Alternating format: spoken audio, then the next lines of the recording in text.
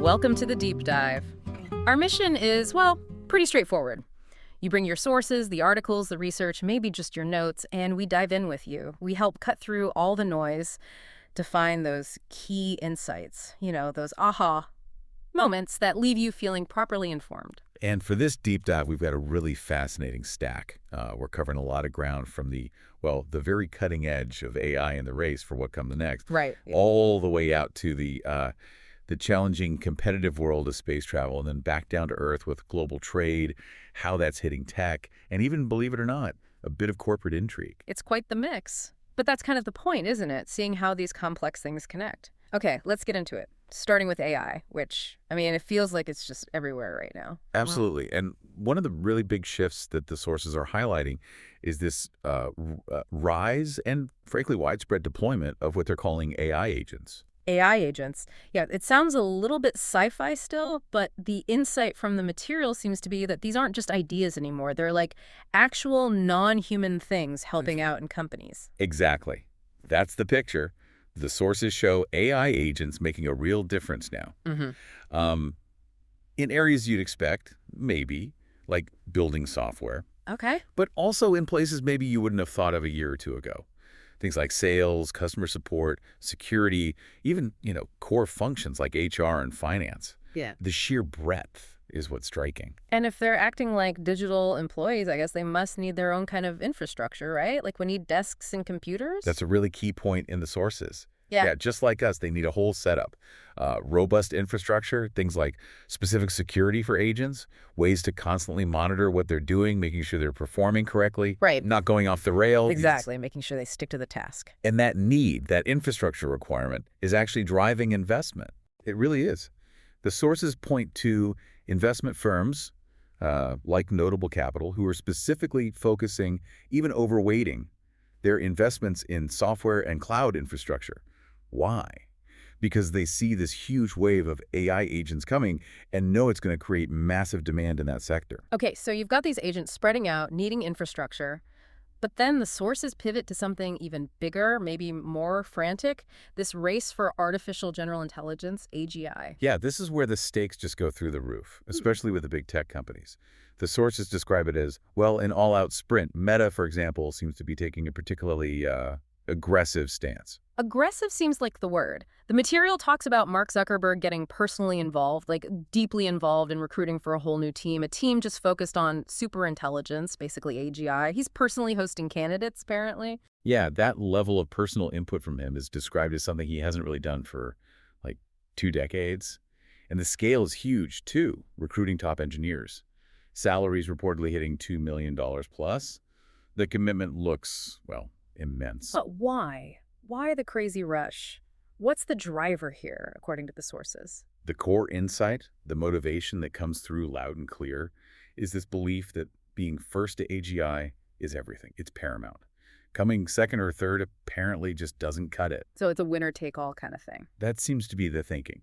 Being first gives you this massive head start for products, think super smart chatbots, maybe intelligence baked into Ray-Ban glasses, and it's also symbolic. It helps attract even more talent later. Mm-hmm. It's presented as winner takes most, at least, and Zuckerberg, described as super competitive, wants Meta to be that winner. And they're throwing their weight around. The sources mention big investments, like potentially billions going into Scale AI, and crucially that Scale AI's CEO, Alex Wang, and maybe other key people are expected to actually move to Meta's team. That sounds like more than just investment. Exactly. It's a talent grab, essentially. And Zuckerberg's pitch reportedly leans into this, telling recruits, look, we have the cash flow. The ad business is printing money. We can spend tens of billions on this stuff. We have the runway, the resources, to really go for AGI without limits. And it's not just Meta spending big on AI, is it? Oh, not at all. These sources make it clear Microsoft, Apple, Alphabet, Amazon, everyone is pouring enormous amounts of money into AI. And this collective push, it's creating these big tailwinds for related sectors, semiconductor companies, software providers, even industrials building out the infrastructure. So you have this massive high-stakes AGI race.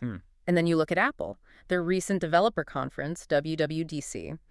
The investor reaction, according to the sources, was, different. It really was. The material definitely points to some investor disappointment. People were expecting, maybe hoping for big AI news, big Siri updates, and they didn't really get it. That led to talk of Apple maybe taking an AI gap year, pushing major leaps out potentially to 2026. So if they weren't doing the AGI moonshot, what did they announce? Well, they did announce a pretty significant software redesign, this thing called Liquid Glass, a UI refresh across devices. Some sources think that could be setting the stage for future hardware, maybe curved displays, plus, solid updates to core apps, Safari, phone, photos, messages, and making iPadOS more computer-like. And the OpenAI partnership that got expanded, right? Yes, they're using OpenAI for things like analyzing screenshots, and they gave developers tools for on-device models, which the developers seem pretty happy about. Yeah. But, the sources kind of frame some of these AI updates as useful, sure, but maybe playing catch-up a bit compared to what others already offer. That really highlights the contrast, doesn't it? You've got Meta with this super intense personal drive for breakthrough AGI, massive budgets. Right. And then Apple, seemingly more measured, integrating AI into existing stuff, redesigns, and investors feeling like they've hit pause on the big AI moves. Just very different strategies unfolding. It really is. Yeah. And it makes you wonder, is one approach clearly better, or are they just different paths suited to different companies' different long-term goals? Speaking of navigating complex situations and competition, let's shift gears and look up, literally, to the space industry. The sources talk about this growing need for, alternatives to get things and people into orbit. Right. SpaceX has had, a pretty dominant position for a while now, especially for commercial and government crew and cargo. But recent events like reports of Elon Musk maybe suggesting decommissioning the Dragon capsule over contract stuff. It really highlights why having options is so important. Relying too much on one provider is risky. And that shines a spotlight on companies like United Launch Alliance, ULA. Exactly. ULA is a key competitor to SpaceX, especially for those government launches. And they're also a huge supplier for Amazon's Kuiper constellation. That's the LEO Internet Satellite Network. And ULA has their older Atlas rockets, but also the new big one, Vulcan. How's the development been for Vulcan? The source is painted as, challenging, which isn't unusual for a new heavy-lift rocket. But ultimately successful. They had delays, particularly with the upper stage. There was a structural failure in testing last year. And they even lost a nozzle on a certification flight. Wow, losing a nozzle sounds bad. But the mission itself still worked. Yeah, that's the incredible detail. Despite losing the nozzle, that flight apparently achieved one of the most accurate orbital insertions ULA had ever managed. So, these kinds of hurdles, while dramatic, seem to be part of the process for these incredibly complex machines. So where is Vulcan now, ready to go? Pretty much. It's officially done with development. It's certified for those important national security missions, and it's ready for commercial customers. Launch dates depend on the customers, obviously, but the expectation is things will ramp up significantly through the rest of this year, maybe starting very soon. What kind of launch rate are we talking for ULA this year? Any idea from the sources? The CEO mentioned aiming for high single digits. So, less than 10 missions this year. One interesting challenge they mentioned is actually range availability. The launch pads and the scheduling windows. It's getting crowded up there with all the commercial activity. Going back to needing alternatives, if, just hypothetically, Dragon wasn't available for a bit, what would happen? The sources suggest it would mean a temporary gap, maybe a few months, where the U.S. might have to rely on the Russians again to get astronauts to the space station. But the key word is temporary, because other U.S. options are coming online. Okay, so what are those main U.S. alternatives to watch? Well, there's Boeing's Starliner capsule. That's expected to start regular flights probably early 2026 once they sort out some thruster issues they've had. And then there's Sierra Space with their Dream Chaser. Ah, the mini shuttle-looking thing. That's the one. Starting with cargo, but it's designed from the ground up with human transport in mind for later on. The sources also mention, just briefly, potential M&A buzz around ULA. Right. The CEO didn't really comment on specific talks, but he did emphasize that ULA is a solid company and, a key domestic competitor to SpaceX in heavy lift. Blue Origin is the other one, expected to really join that category soon, making it 3 main players. And this whole idea of independent access to space, it's not just a U.S. thing, is it? The sources mentioned Europe, too. Absolutely. There's a growing startup scene over there. A company called the Exploration Company, it's Franco-German, is working on a reusable capsule, actually quite similar to Dragon. And the driving force is explicitly European sovereignty in space, making sure they have their own way to get to orbit and back. So whether it's tough development, more competition, or just the strategic need for backup options, the space industry seems like it's navigating some really complex stuff right now. It really does. It just underscores how incredibly hard and expensive it is to build reliable heavy-lift launch capability. But it's vital, both for national security and for commercial growth in space. Okay, let's bring it back down to Earth. Look at how some of these bigger global forces are playing out in the markets, especially tech. Yeah, the material points pretty clearly to the impact of the U.S.-China trade situation. On the upside, when tariffs get reduced, it's generally been good for the market. But at the same time, export restrictions are causing pain in specific tech areas. That's right. The sources mention companies involved in electronic design automation EDA firms, the ones making software to design chips, and also companies like NVIDIA that need open export markets. They've definitely felt the negative impact of restrictions. And this kind of back and forth, this political uncertainty, it creates what the sources called a risk premium. It does, yeah. Uncertainty makes investors jumpy. So you might see some tech stocks trading cheaper, maybe lower than their historical value, or lower compared to the overall market just because of this unpredictable geopolitical stuff. It also ties into that whole discussion about companies like Apple maybe building more manufacturing capability in the U.S., right? Exactly. There's political pressure, maybe some strategic desire for it, but the sources highlight the real challenges. Building big factories in the U.S. is just way more expensive, which hits profit margins, and it takes years, often longer than one political term. So companies might announce plans for, economic reasons, or, as one source kind of hinted, maybe sometimes it's just paying lip service. But despite all these risks, trade tensions, what's the general feeling about the tech sector for the rest of the year, based on the sources? Overall, the sentiment seems pretty positive. The sources talk about strong underlying factors, things like earnings growth, and just that continued massive investment in AI across so many different parts of the market. Tech is still expected to grow much faster than the overall economy. And you even see weird effects of the trade uncertainty, like TSMC's revenues jumping because companies are basically stockpiling chips. Yeah, that's a direct result. Companies are worried about future restrictions or tariffs, so they're buying up critical stuff like semiconductors now, just in case, hedging their bets. Okay, from global trade, let's shift again, but stay on the ground.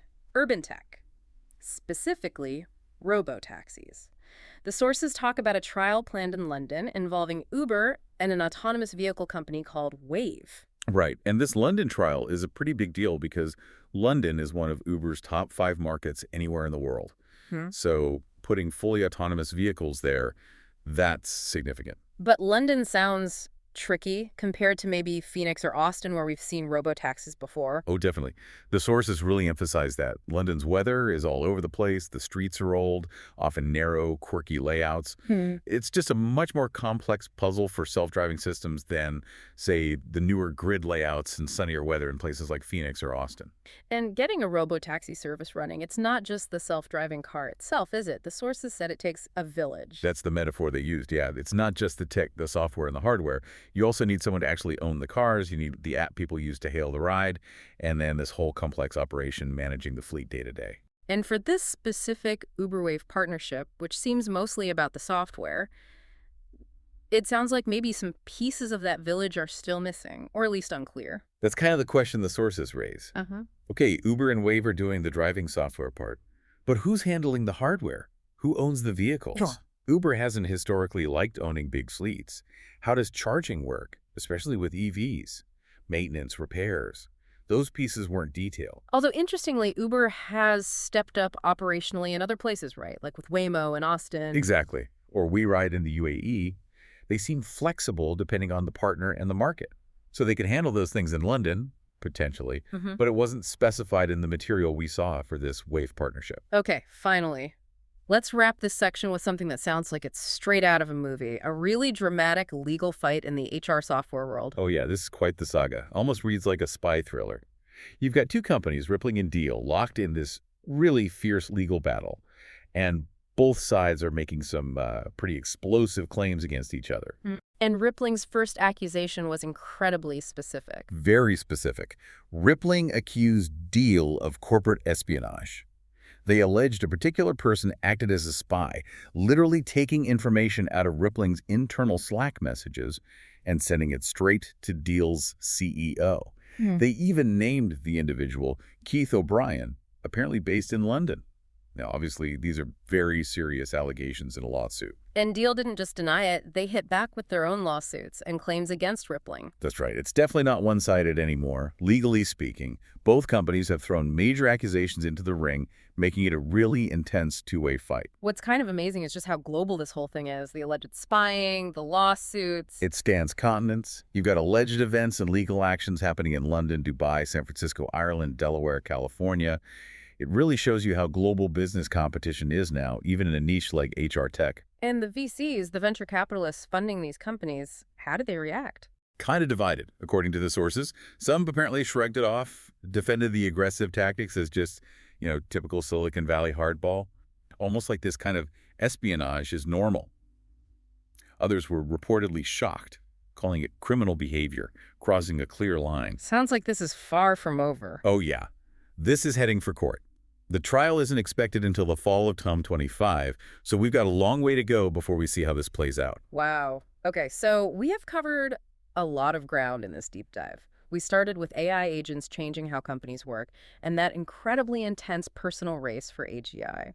Then we went out to space, looking at the tough realities of competition, the hurdles in developing rockets, and that strategic need for independent access. We brought it back to Earth with trade talks hitting the tech market, the challenges and bright spots there, and these ambitious plans to put robotaxis into complex cities like London. And we finished with that wild global drama of alleged corporate spying in HR tech.